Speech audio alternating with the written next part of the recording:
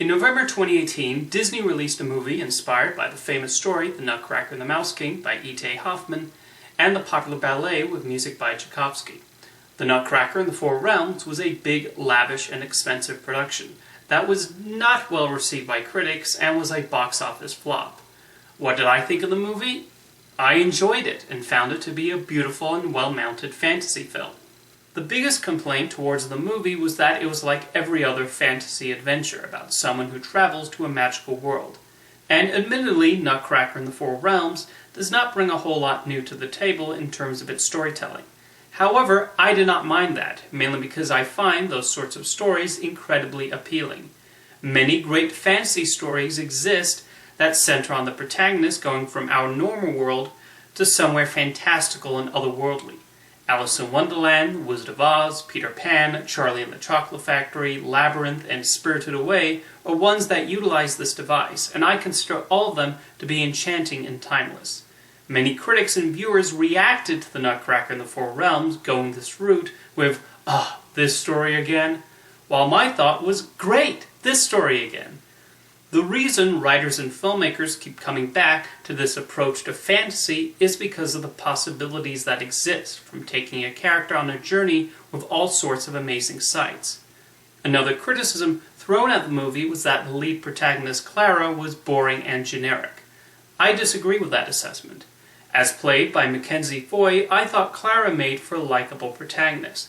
We're able to see her resourcefulness as well as her curiosity when she ends up in this kingdom.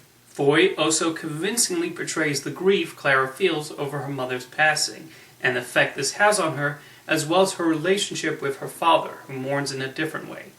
Now, one common criticism I agree with regarding modern fantasy films is the use of the prophecy.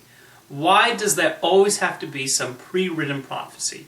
Why can't the main character just show up and do something heroic without it being preordained? Refreshingly, The Nutcracker and the Four Realms does not do that. Clara arrives, is told her mother was the queen and she is a princess, and then they continue on with the story. Even the task at hand that Clara has to perform is a simple one. She just has to go to the fourth realm to find a key which she needs to unlock a gift from her mother. The Nutcracker and the Four Realms is really well paced, as it does not take long for Clara to arrive in the kingdom, and the exposition is handled in a way where it does not feel like they're just stopping the story to explain things to the audience. I appreciated how straightforward the entire film was in introducing this world to us. Aside from Clara, the other major character who stands out is the Sugar Plum Fairy, played by Keira Knightley. Knightley is often cast in traditional period pieces, where she is required to act sophisticated and proper, and she's great in those roles. However, in Nutcracker, she's been allowed to let loose, and has the time of her life. There's a point in the movie where her intentions are revealed, and she relishes the opportunity to play this sort of character. She is a blast to watch in this movie. Considering this is a Nutcracker movie, Tchaikovsky's famous pieces are used, and quite wonderfully, I thought. As soon as the first notes started playing, I found myself smiling. This music is considered classic for a reason. The orchestrations are fantastic, and also fit well with James Newton Howard's score. The movie even pays homage to the ballet in two sequences. First, when Clara is learning about the history of the Four Realms, and again during the end credits. As performed by ballerina Misty Copeland, these scenes are impressively choreographed and showcase the incredible imagination of everyone involved in the production. That brings me to the visuals. The Nutcracker and the Four Realms is a gorgeous-looking film. The production team did a phenomenal job of bringing these worlds to life on the screen. The colors especially pop and add a lot to the candy-coated look of the realms. This is not too surprising when you look at the talent involved.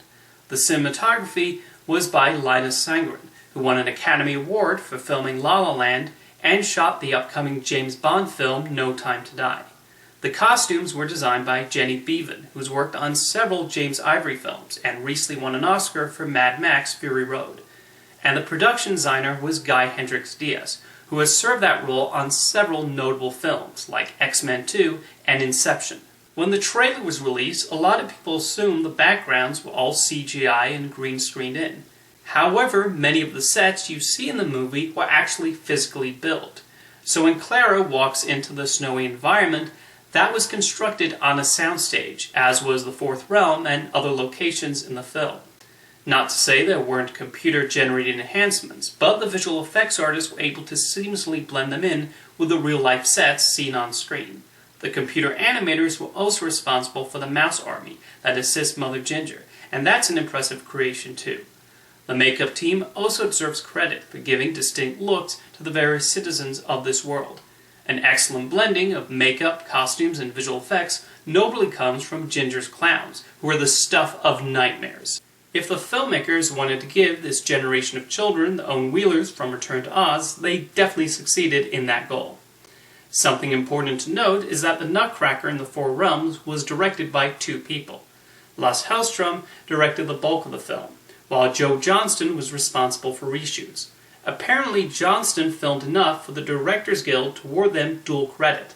That's actually quite rare, as unless you're an established directing duo, the DGA is always hesitant to give a film dual credit. Even the Coen brothers did not get dual credit until 20 years after their feature debut, and Robert Rodriguez quit the Directors Guild when they refused to give Frank Miller a co-directing credit on Sin City. So this was quite an unusual occurrence. Hallström is known for making sentimental dramas like The Cider House Rules, Chocolat, and A Dog's Purpose. Meanwhile, Johnston is famous for adventure films like Honey, I Shrunk the Kids, The Rocketeer, Jumanji, and Captain America: The First Avenger. You might think these very different directors working on the same movie would lead to a final cut with competing visions. And yet, watching the finished film, it's hard to tell who is responsible for which scenes.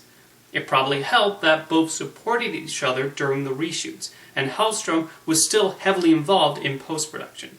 It's nice to see Hallström and Johnston had a harmonious collaboration on Nutcracker in the Four Realms. Overall, I do think the Nutcracker in the Four Realms succeeds at transporting the viewer to another world only capable through the cinematic medium. It doesn't break new ground on the story front, but honestly, that's okay. I watch fantasy films to escape and see places I wouldn't be able to visit without the aid of filmmakers and their bag of magic tricks. I saw the film criticized as being soulless and empty, but I think that does a disservice to the incredible artistry on display through the entire production and the ways in which it respects the classic ballet and even Disney's own Fantasia at one point. And who knows, maybe 10 years from now it will join the annual holiday rotation. In my opinion, it's certainly deserving. See you next time.